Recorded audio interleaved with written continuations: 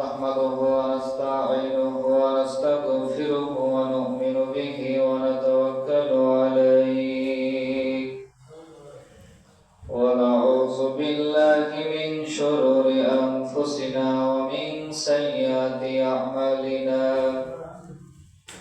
من يهده الله فلا مضل له ومن يضلل فلا هادي له ونشهد أن لا إله إلا الله وحده لا شريك له ونشهد أن سيدنا وحبيبنا ومولانا محمدا عبده ورسوله الذي أرسله بالحق بشيرا ونذيرا وداعيا إلى الله بإذنه وسراجا منيرا فقد قال الله تعالى في كلامه المجيد وبرهانه التوحيد সকলে জবান খুলে আমার সঙ্গে পড়ুন আউযু বিল্লাহি মিনাশ শাইতানির রাজীম বিসমিল্লাহির রাহমানির রাহিম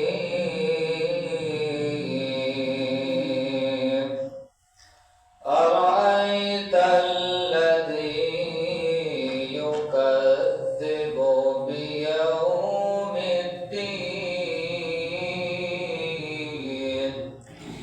فذلك الذي يدع اليتيم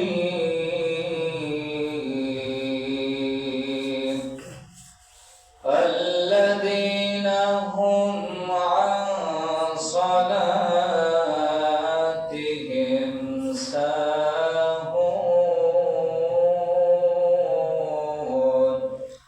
الذين هم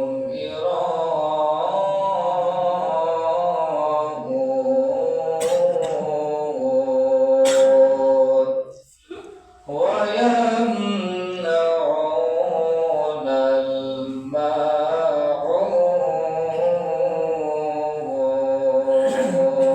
الماعون صدقت يا ربنا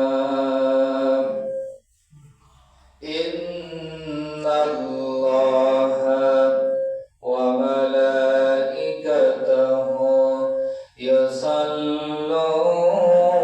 يصلون على النبي يا أيها الذين آمنوا صلوا عليه وسلموا تسليما اللهم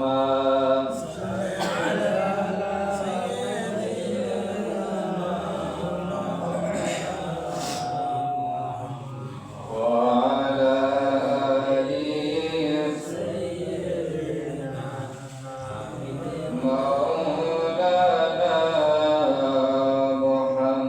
মুহাম্মদ আমি যদি কখনো তায়েফে যাই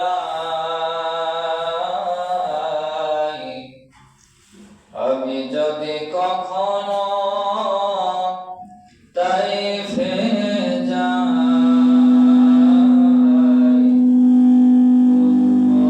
মাটিকে দেখে নবীর রক্ত ঝরলো কোথায় বলে দাও তা আজ আমার প্রতিশোধের দামানন জ্বলবো যে তাই আল্লাহুম্মা সাল্লি আলা সাইয়্যিদিনা মাওলানা মুহাম্মদ ওয়া আলা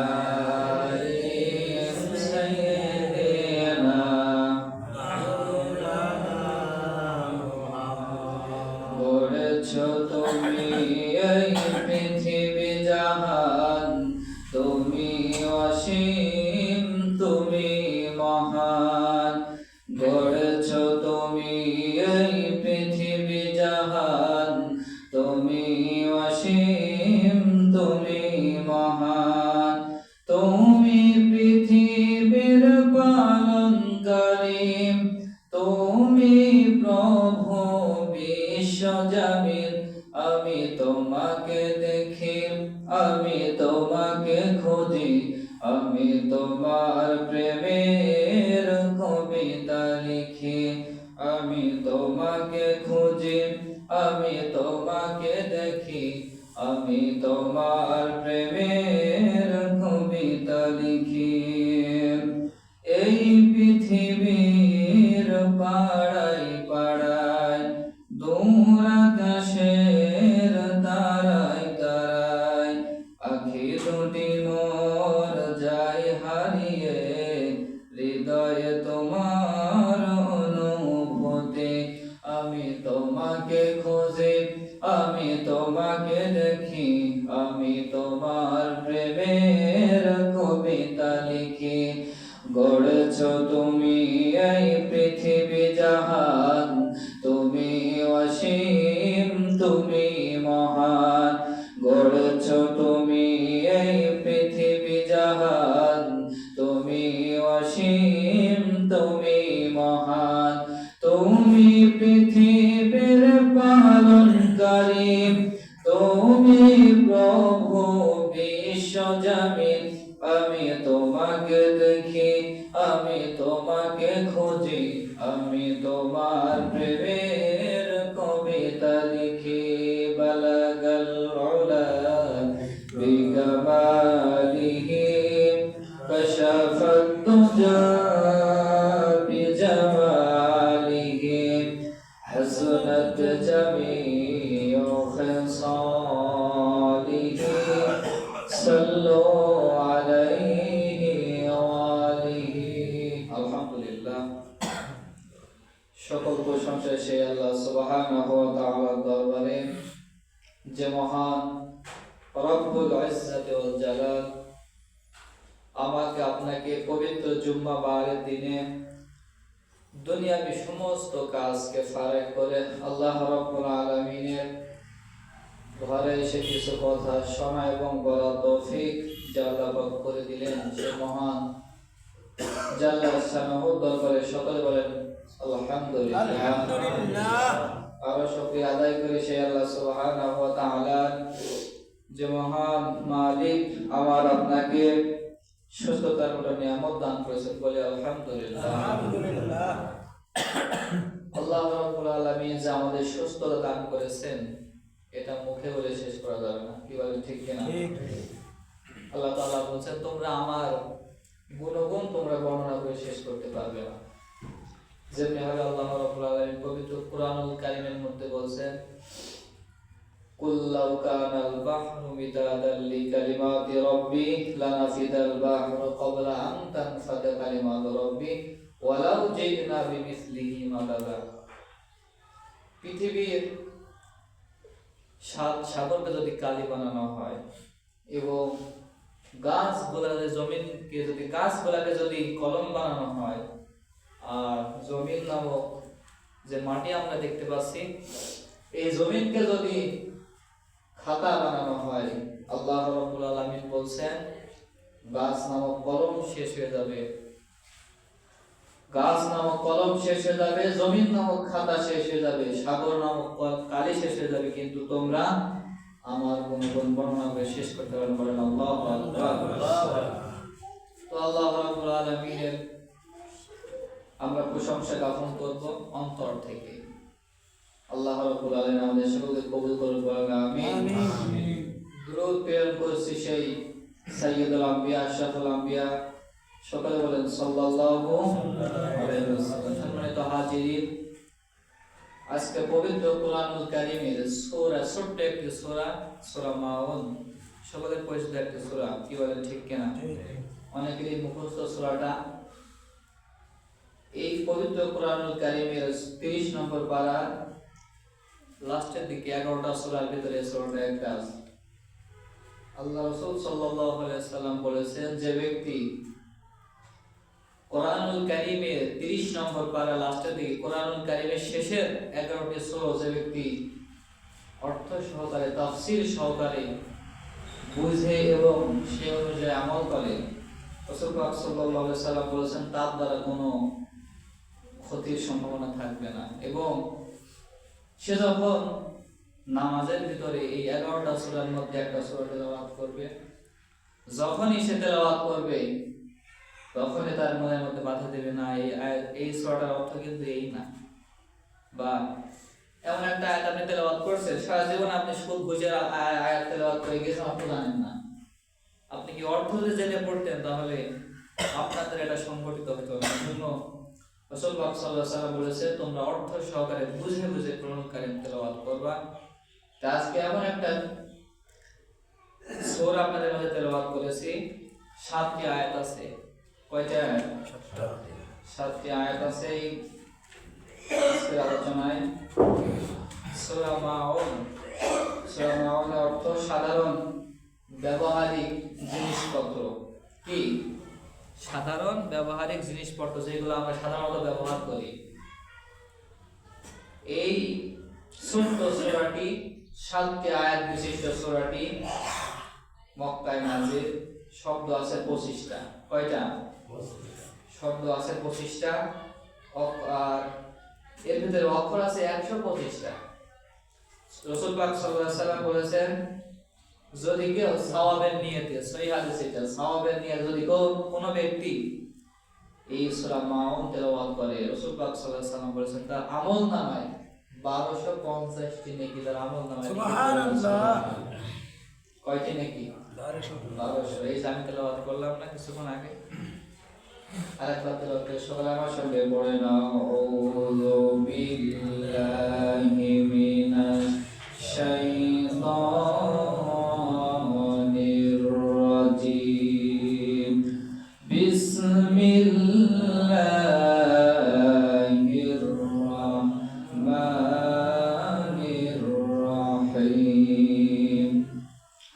আরাআইতাল্লাযী ইউকাযযিবু বিয়াউমিদ্দীন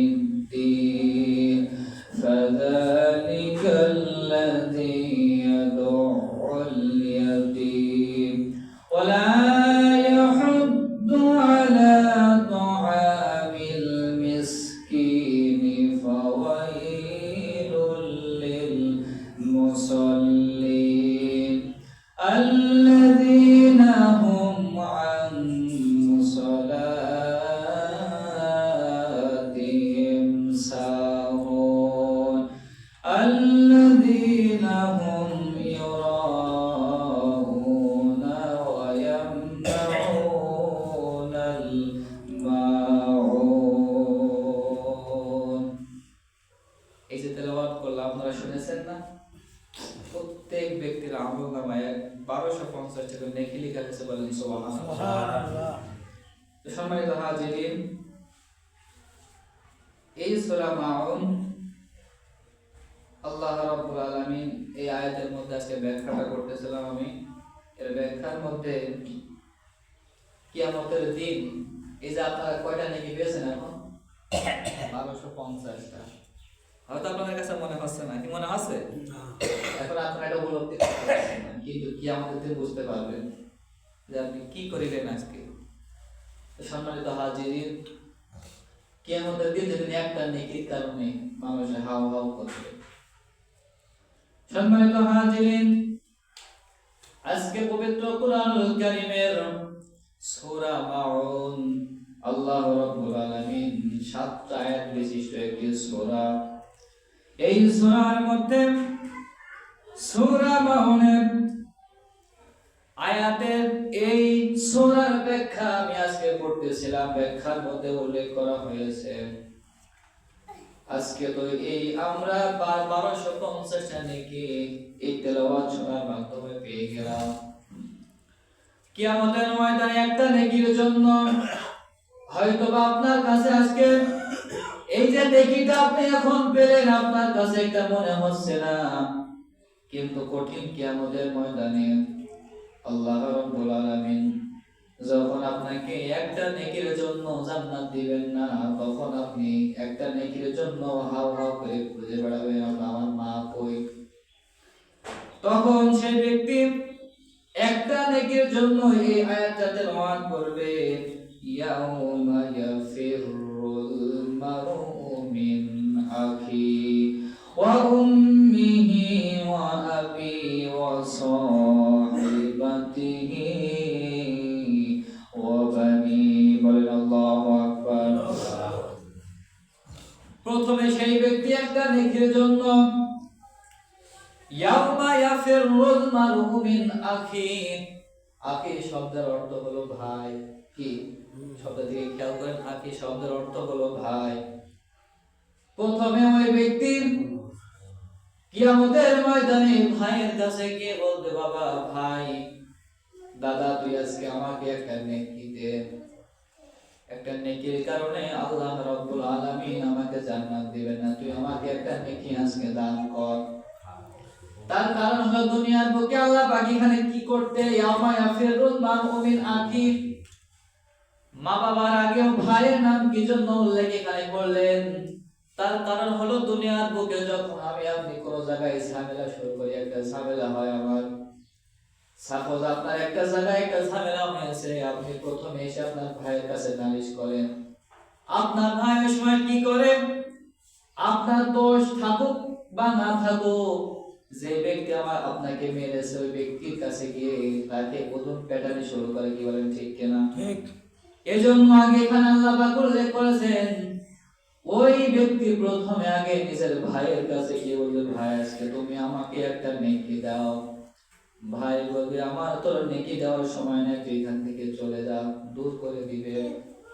ওখান থেকে ফিরে এসে ওই যুবক, ওই ব্যক্তি ইয়াউমা ইয়াফিরুল মারউ মিন আখি ওয়া উম্মিহি ওয়া আবি, উম্মুন শব্দের অর্থ হলো মা, ও উম্মিহি ওয়া আবি, মায়ের কাছে এসে বলবে, মা আমাকে একটা নেকি দাও।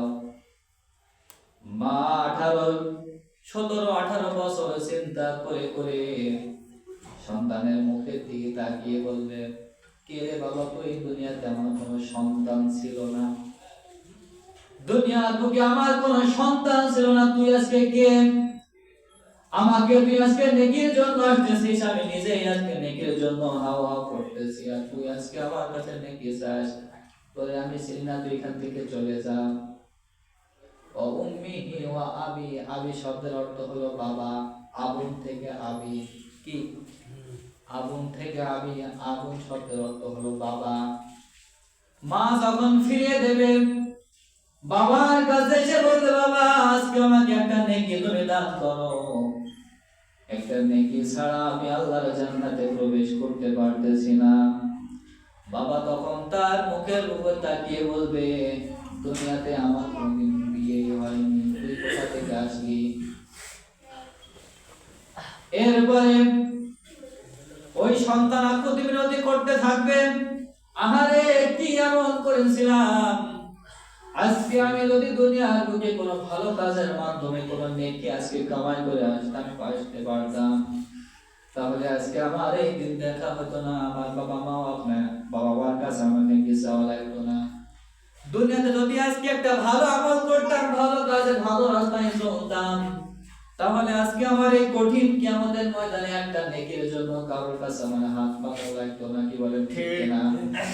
সম্মানিত হাজিরিন, তখন যখন তার বাবাও তাকে ফিরিয়ে দেবে, তখন সে ব্যক্তি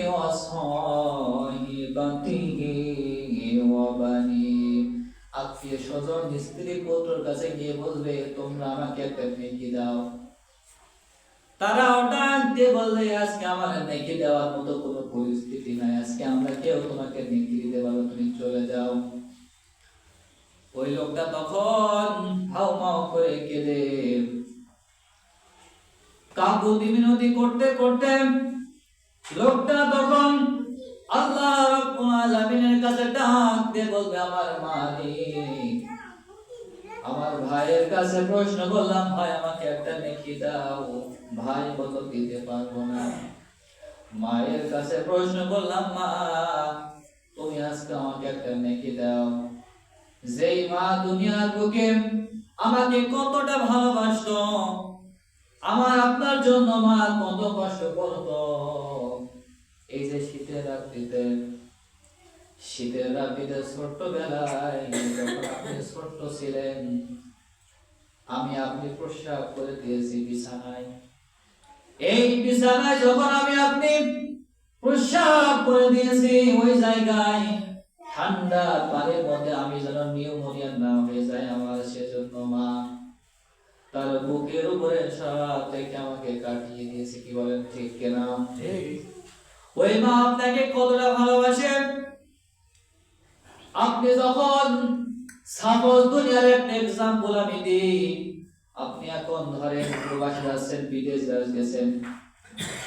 বিদেশ যাওয়ার সময় সকলে আপনার বিদায় দিয়ে দেবে, বিবি বিদায় দিয়ে দেবে, আপনার ভাই থাকলে ভাইরা বিদায় দিয়ে দেবে, বোন থাকলে বোন বিদায় দিয়ে দেবে, ছেলে মেয়ে স্ত্রী পুত্র যারা আছে সকলে আপনাকে বিদায় করে দিবে। কিন্তু মা দেখবেন হাওয়া করে কান্নাকাটি করতে থাকবে। ওই মা ঘুম খাওয়া থাকবে না। এরপরে যখন আপনি আবার 1-2-3 বছর পরে আবার একই টাইমে বাসায় আসবেন, আবার যখন বাড়িতে আসবেন, তখন দেখবেন আপনার বিবি আপনাকে বলবে, আমার জন্য কি এনেছো? ছেলে বলবে, আমার জন্য কি এনেছো? মেয়ে বলবে, আমার জন্য কি এনেছো? ভাই বলবে, আমার জন্য কি এনেছো?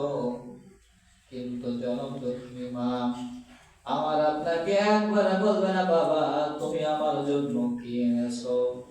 ওই মা শুধু সন্তানের মুখের দিকে তাকিয়ে বলবে, আহারে দুপুরে মনে হয় তোমার খাওয়া হয় নাই, তাড়াতাড়ি রান্না করে চলে আসো, দুটো খাবার খেয়ে নাও। এটাই হলো মা। কি বলেন ঠিক কিনা?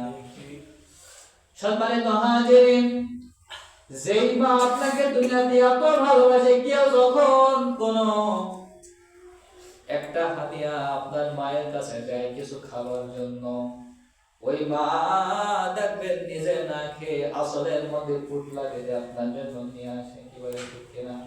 আনে না?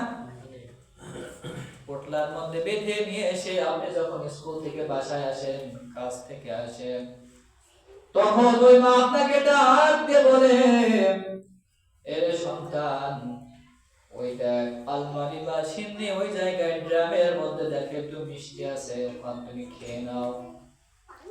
দুনিয়ার বুকে যেই মা আপনাকে এত ভালোবাসে, কিয়ামতের ময়দানে সেই মা আপনাকে ডাক দিয়ে বলবে, এখান থেকে দূরে চলে যা, আমার কোন ছেলে সন্তান জন্মগ্রহণ করে নাই।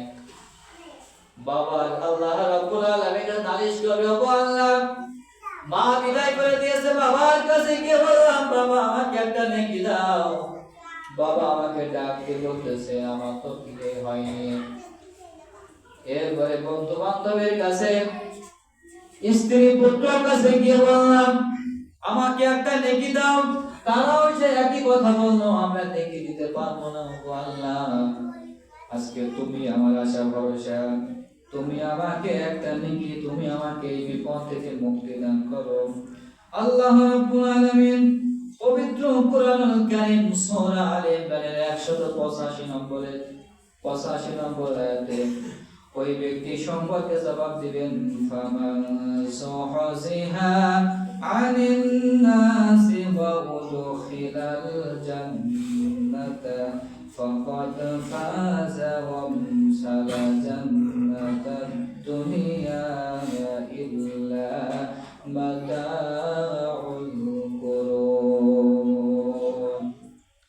জাহান্নামের আগুন থেকে আমি আল্লাহ রাব্বুল আলামিন যেই ব্যক্তিকে মুক্তি দিয়ে জান্নাতে প্রবেশ করে জান্নাতি বলে ঘোষণা করে দেব, তার জীবনে সফলতা হয়ে গেছে, সফলতা পেয়ে গেছে।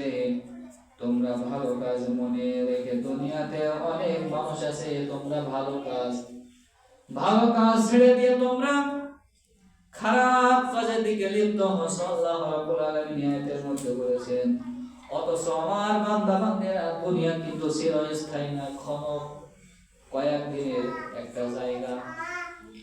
দুনিয়া হচ্ছে ক্ষেত ছড়ক, আর দুনিয়া মাজরাতুল আখিরাত। আখিরাতের দুনিয়া হচ্ছে আখিরাতের ক্ষেত ছড়ক। দুনিয়া আমি আপনি সামান্য কিছু করার জন্য এসেছি, আবার আজকে এমন কোন গ্যারান্টি নাই আমি আপনি বেঁচে যাব। এমনও তো হতে পারে জুম্মার নামাজে যাওয়ার সময় আপনি আর বাড়িতে ফিরতে পারবেন না। এমনও তো হতে পারে নামাজের মধ্যে আপনি আজকে জুম্মার নামাজটা আদায় করতে পারবেন, এমন গ্যারান্টি কিন্তু আপনার নাই। কি আছে? না।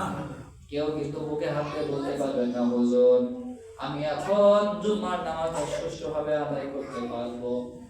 এজন্য দুনিয়ার মোহ খুব মারাত্মক একটা জায়গা, সকলেই কিন্তু ছেড়ে দিতে চায় না, এরপরে চলে যেতে হয়।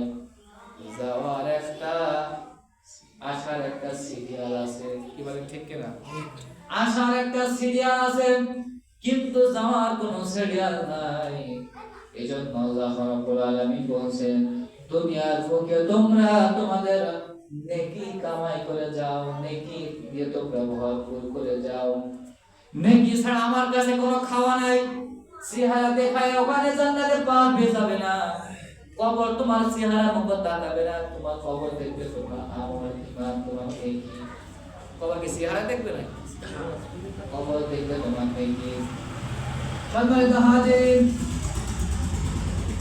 আজকে পবিত্র কোরআনুল কারীমের সূরা মাউন এর মধ্যে 7টা আয়াতে কারিমা আছে। আল্লাহ রাব্বুল আলামিন বলেন আরাআইতাল্লাযী ইউকাযযিবু বিয়াউমিদ্দিন, আরাআইতাল্লাযী ইউকাযযিবু বিয়াউমিদ্দিন।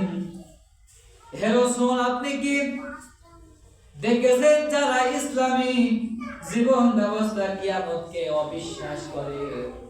আপনি কি তাদেরকে দেখেছেন?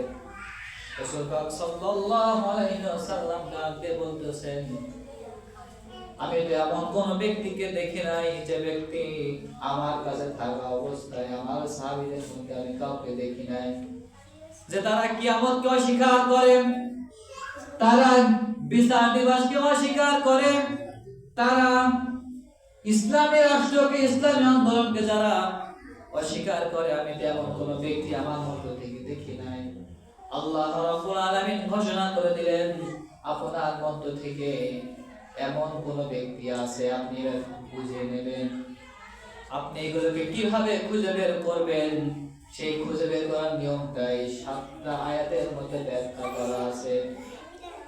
যদি কোনো ব্যক্তির সঙ্গে এই 7টা জিনিস আজকে মিলে যায় তাহলে বুঝবেন যে আপনি কিয়ামতের দিবসকে বিশ্বাস করেন না।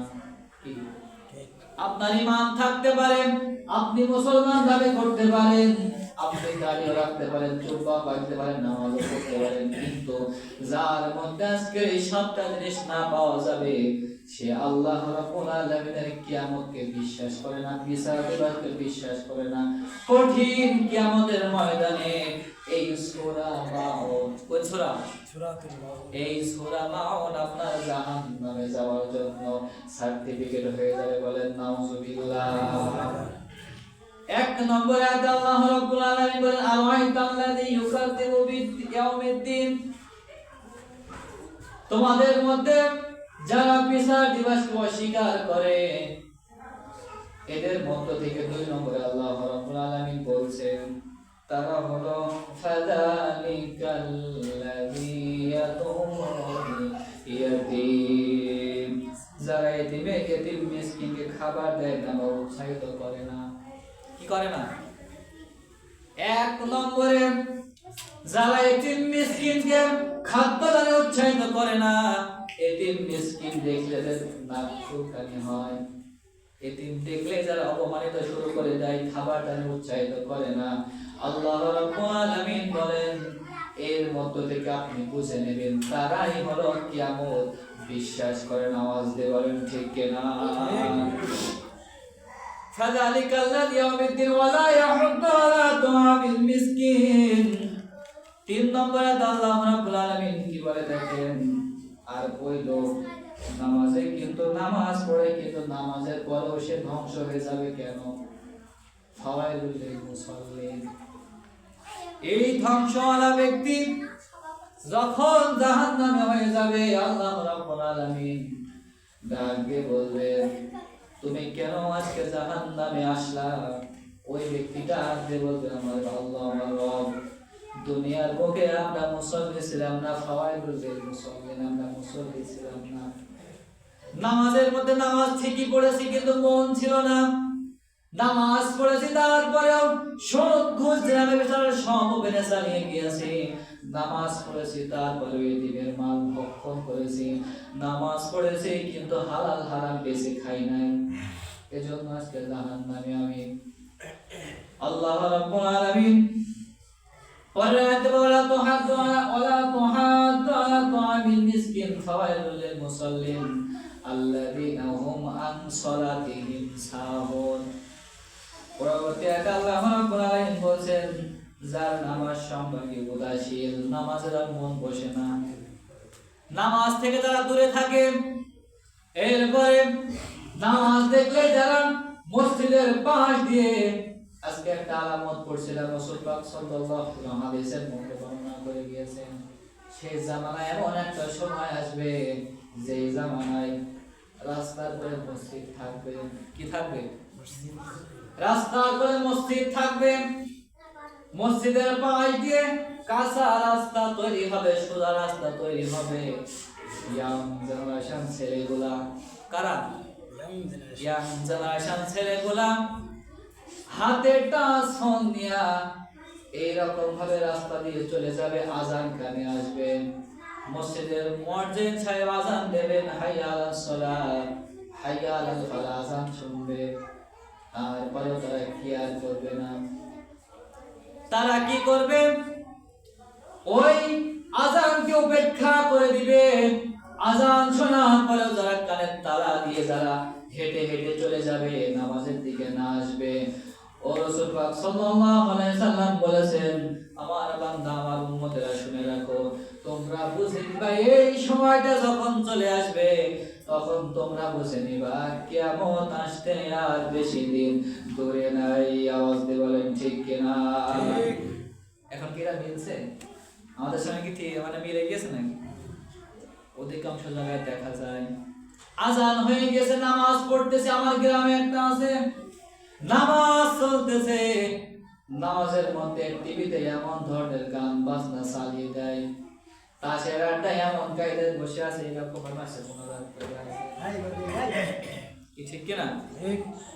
এমন কায়দায় তাস খেলে নামাজের সময় মনে হয় যেন আল্লাহর কাছে দোয়া করতেছে। এরকম সময় যখন চলে আসবে রাসূল পাক সাল্লাল্লাহু আলাইহি ওয়াসাল্লাম বলেছেন, তোমরা মনে করে নিবা কিয়ামত আসতে আর বেশি দিন দূরে নাই। সম্মানিত হাজির, এবার আসুন 7 নম্বর। যারা 7 নম্বর হলো যারা ছোটখাটো দান করে যারা খোটা দেয়, এরা এই কাতারের মধ্যে আছে। এরকম মানুষ তো মনে হয় আমাদের দেশে নাই। দান করার পরে যারা খোটা দেয়, চায়ের দোকানে বসে গল্প দিয়েছে আজকে মসজিদে 500 টাকা দান করেছি, এরকম লোক তো নেই। এই সমস্ত মানুষেরকে আল্লাহ রাব্বুল আলামিন ডাক দিয়ে বলতেছেন, আমার কাছে ওই দান কোনো মূল্য নাই। আপনি গোপনে দান করবেন, কেউ আপনাকে দেখে নাই, যিনি দেখবেন তিনি আমার কে? আল্লাহ রাব্বুল আলামিন আমার আপনার দানের বিনিময়ে আপনার দুনিয়াতে ভালো একটা ফলাফল দেবেন। আর যে দানটা আপনি লোক দেখানোর জন্য করবেন, যে দানটাকে আপনি জনসমুদ্রের মাঝে তুলে ধরবেন, আপনার কোন দান আল্লাহর দরবারে কবুল হবে না। টাকার মানে টাকা চলে যাবে কিন্তু কোনো নেকি আপনি পাবেন না। আবার ঈদের সময় অনেক মানুষ আছে দেখবেন বস্তা বোঝাই করে নিয়ে শাড়ি, লুঙ্গি, গেঞ্জি প্যাকেট করে মোটরসাইকেলের পিছনে বেঁধে নিয়ে যশোর থেকে আসে দেখাতে দেখাবে, এই দেখো আমি কত বড় জাকাতওয়ালা। এরকম লোক নাই? কি লাভ? আপনাদের কোনো লাভ নাই। লোক দেখানো দান করে আপনি কোনো ফায়দা পাবেন না। সম্মানিত হাজির, আজকের মূল আয়াতের তাফসীর হলো এতিমদের সম্পর্কে। এতিমের মাল ভক্ষণ করা এটা কি হালাল না হারাম? একদম টাটকা হারাম। ফি বুতুনিহিম ইল্লান নার, যারা এতিমের মাল ভক্ষণ করবে, আল্লাহ রাসূল সাল্লাল্লাহু আলাইহি ওয়াসাল্লাম বলেছেন ফি বুতুনিহিম ইল্লান নার, তাদের পেটের মধ্যে ডাইরেক্ট জাহান্নামের আগুন দ্বারা ভরতেছে। বলেন নাউজুবিল্লাহ। সম্মানিত হাজিরিন, এতিম শিশু দেখলে আপনি মাথায় হাত বুলিয়ে দেবেন, তাদের সহযোগিতা করবেন, তাদের সাথে আপনি ভালো ব্যবহার করবেন। এতিমের সঙ্গে কেমন ব্যবহার আমার আপনার রাসূল সাল্লাল্লাহু আলাইহি ওয়াসাল্লাম করেছিলেন, আজকের আয়াতে সারাংশ পড়লাম। আয়াতের মধ্যে উল্লেখ আছে, এক এতিম বাচ্চা এসে রাসূল পাক সাল্লাল্লাহু আলাইহি ওয়াসাল্লামের দরবারে এসে বলতেছেন, ইয়া রাসূলুল্লাহ সাল্লাল্লাহু আলাইহি ওয়াসাল্লাম, হুজুর, আমার বাবা ইন্তেকালের আগে আমি তখন অনেক ছোট ছিলাম, আমার বাবা আমার অর্থ সম্পদগুলো যারা জমি জায়গাগুলো সব নেতা আবু জেহেলের কাছে রেখে গিয়েছিল। আবু জেহেলকে বলে গিয়েছিল, আমার ছেলে যখন বড় হবে তখন তুমি এই সম্পদগুলো তাকে ফেরত দিবা। আমি এখন উপযুক্ত প্রাপ্তবয়স্ক হয়েছি, আমি আজকে গিয়েছিলাম আবু জেহেলের কাছে, আবু জেহেল আমার সম্পদগুলো ফেরত দেন, আপনি আমার সহযোগিতা করেন। আল্লাহ রাসূল সাল্লাল্লাহু আলাইহি ওয়াসাল্লাম এতিম শিশুটাকে নিয়ে মাথার মধ্যে হাত বুলিয়ে দিলেন। আবু জেহেলের দরবারে নেতা চেয়ারম্যানে গিয়ে ওখানে গিয়ে দাঁড়িয়ে গেলেন। যাওয়ার পরে আবু জেহেলকে ডাক দিয়ে বলতে, চাচা, এই এতিম বাচ্চার যে সম্পদগুলো আপনি ভক্ষণ করছেন এই নাকি দিয়ে দেন। আবু জেহেল থরথর করে কাঁপতে লাগলো। আজকে এই আয়াতের মধ্যে আমি পেলাম, শাহ নজরুলের মধ্যে পড়লাম আজকে, কেন থরথর করে আবু জেহেল কাঁপানি শুরু হয়ে গেল আবু জেহেলের। আবু জেহেল থরথর করে কাঁপতেছিল, তার কারণ হলো উনি দেখতে পেলেন আল্লাহ রাসূল সাল্লাল্লাহু আলাইহি সাল্লামের দুই পাশে দুইটা বাঘ হা করে আছে। রাসূল পাক সাল্লাল্লাহু আলাইহি সাল্লাম বলেছেন, আমার পাশে দুইটা বাঘ ছিল, আল্লাহ রাব্বুল আলামিন দুইটা ফেরেশতাকে আমার সঙ্গে নিযুক্ত করে দিয়েছে। আবু জেহেল ওইটা দেখে ওই এতিম বাচ্চার সম্পদ দিতে বাধ্য হয়েছিল। বলেন সুবহানাল্লাহ। এটা হলো আল্লাহর সাহায্য। কি বলেন, ঠিক কি না? এটা আল্লাহর সাহায্য। এজন্য এতিমকে আপনি ধমক দিতে পারবেন না, এতিম মিসকিনকে আপনি মাথায় হাত বুলিয়ে দেবেন। রাসূল পাক সাল্লাল্লাহু আলাইহি ওয়াসাল্লাম বলেছেন, আমিও এতিম। যে ব্যক্তি একজন এতিম বাচ্চার দায়িত্ব লালন পালনের দায়িত্ব নেবে, আল্লাহ রাসূল সাল্লাল্লাহু আলাইহি ওয়াসাল্লাম বলেন, তার সঙ্গে কি কঠিন কিয়ামতের ময়দানে কঠিন, যখন আমি আপনি জান্নাতে প্রবেশ করব, রাসূল সাল্লাল্লাহু আলাইহি ওয়াসাল্লাম বলেছেন, তার সঙ্গে আমার জান্নাতের মধ্যে একটা জায়গা বরাদ্দ হয়ে যাবে। বলেন সুবহানাল্লাহ। এই যে আমাদের সমাজে ছোট ছোট বাচ্চারা মসজিদে আসে, ঠিক কি না? ছোট ছোট বাচ্চারা যখন মসজিদে আসে অনেকেই ধমক দিয়ে ওঠে, এটা করবেন না, এটা কিন্তু ঠিক কাজ না, এটা করবেন না। তার কারণ হলো আপনি আজকে আছেন, কালকে আপনি নাও থাকতে পারেন। এই যে আপনার এখানে যারা আছেন কম মুরব্বী বয়সীরা, ইনারা আজ জোর হলেও 20 থেকে 30 বছর বাঁচবে, আমি গ্যারান্টি সহকারে বলছি না, আমি একটা এক্সাম্পল দিলাম। কিন্তু যে ইয়াং জেনারেশন যারা আছে, ছোট ছোট বাচ্চারা, এরা হলো আগামী দিনের মুসল্লি। কি বলেন, ঠিক কি না? ছোট ছোট বাচ্চাগুলো যখন ওই বাবার সঙ্গে আসে, অনেকেই ধমক দেয়, তুই কি নামাজ পড়তে পারিস কেন, তুই এসেছিস, এটা করবেন না। আপনি আজকে ওকে ধমক দিবেন, আগামীকাল যখন আপনার ওর বাবা যখন বলে চলো নামাজ পড়ে আসো, হবে না না না, মসজিদে গেলে লোকজন ধমক দেয়, আমি ওখানে যাবো না। এজন্য আপনাদের কাছে আমার একটা অনুরোধ, ছোট্ট ছোট্ট বাচ্চা যারা এখানে আসে, আপনি মাথায় হাত বুলিয়ে বলবেন, বাবা এরকম করলে কেমন একটা দুষ্টামি দেখা যায়, নামাজের ক্ষতি হয়, বাবা তুমি এটা করবা না।